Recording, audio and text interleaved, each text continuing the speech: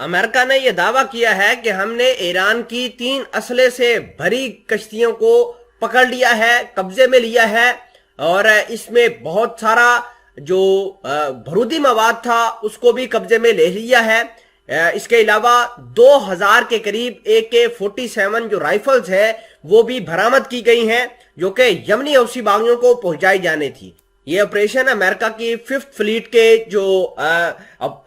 Year craft ہیں انہوں نے کیا، اور ان کا کہنا ہے کہ ہم ایران کے اوپر کڑی نظر بنا رہے ہیں۔ امریکہ کو آلریڈی تکلیف ہے کہ ایران اتنا طاقتور کیوں ہو گیا ہے۔ اب مڈل ایسٹ کا سارا جو وزن ہے یا جو انکلینیشن ہے، پاور بیلنس ہے، وہ ایران کی فیور میں جا رہا ہے۔ ایران کے پاس آج کی ڈیٹ کے اندر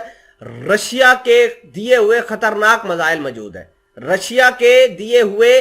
ویپنز موجود ہیں، ایران خود کے ڈرونز بنا رہا ہے، ایران کی پاسداران انقلاب پرشین گلف کے اندر بڑے ماس لیول کے اوپر جا کے ملٹری ٹریننگ کر رہی ہے، اور اس ٹریننگ کا نتیجہ یہ ہوا ہے کہ اسرائیل بھی ڈر گیا ہے، اسرائیل کے اندر بھی خوف و ہراس ہے۔ اس کے علاوہ آپ مانیں یا نہ مانیں، سعودی عربیہ بھی اس حوالے سے بڑا سفر کر رہا ہے، اور اس کی وجہ یہ ہے کہ یمنی حوثی باغیوں کو اگر یہ ہتھیار ملتے تو ظاہری سی بات ہے یہ ہتھیار متحدہ عرب امارات کے خلاف استعمال ہونے تھے یا پھر سعودی عربیہ کے خلاف استعمال ہونے تھے، کیونکہ یہی 2 ملک جو ہیں وہ جنگ کر رہے ہیں یمن کے اندر۔ اور آپ کو یہ بھی بتا دیں کہ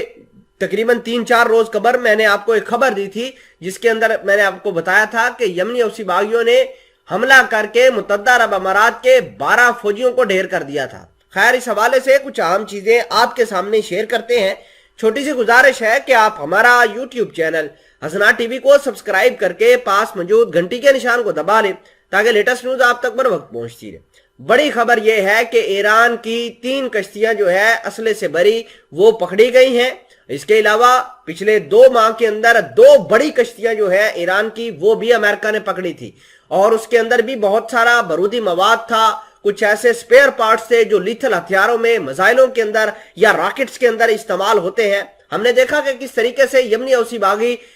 سعودی عربیہ اور متحدہ عرب امارات کے خلاف لڑ رہا ہے، اور متحدہ عرب امارات کی ایئرپورٹ کے اوپر بھی اٹیکس ہوئے تھے فروری 2022 کے اندر، اور ہم نے یہ بھی دیکھا کہ متحدہ عرب امارات نے پھر اگریسو آپریشن شروع کیے۔ پھر ایسا موڑ بھی آیا کہ رمضان کے مہینے میں متحدہ عرب امارات سعودی عربیہ نے یمن کے ساتھ جنگ بندی کا اعلان کر لیا۔ پھر ایران جو ہے وہ اس نے بھی عراق کے اندر سعودی عربیہ اور متحدہ عرب امارات کے ساتھ بات چیت شروع کی تاکہ جو آپس کے معاملات ہیں مسلم ممالک کے وہ ختم کیے جا سکیں، لیکن امریکہ کے انفلوئنس کی وجہ سے یہ کام نہیں ہو پایا۔ لیکن پھر اب ٹرننگ پوائنٹ ہے، کیونکہ سعودی عربیہ نے ایک مرتبہ پھر امریکہ کو لال جھنڈی دکھائی ہے اور اپنے ملک سے بھیجت کر کے باہر نکالا۔ ہم نے جولائی کے اندر دیکھا کہ کس طریقے سے امریکہ کے صدر اور جو ہے ان کے ایڈمنسٹریشن کی بےعزتی کی گئی۔ پھر امریکہ کے صدر کی جو ریاض کے اندر آمد ہوئی، اس میں بھی ہم نے دیکھا کہ کس طریقے سے شہزادہ محمد بن سلمان نے ان کی باتیں ماننے سے انکار کر دیا کہ تیل کی پروڈکشن ہم نہیں بڑھائیں گے۔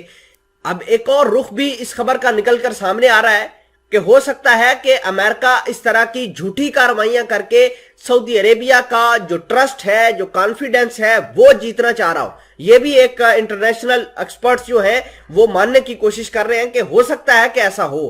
تاکہ سعودی عربیہ اور امریکہ کے درمیان تعلقات استوار ہو جائیں، اور کسی صورت بھی ایران اور سعودی عربیہ کے درمیان جو معاملات بیک ڈور ڈپلومیسی سے طے پا رہے ہیں عراق کے اندر وہ بھی ختم ہو جائیں۔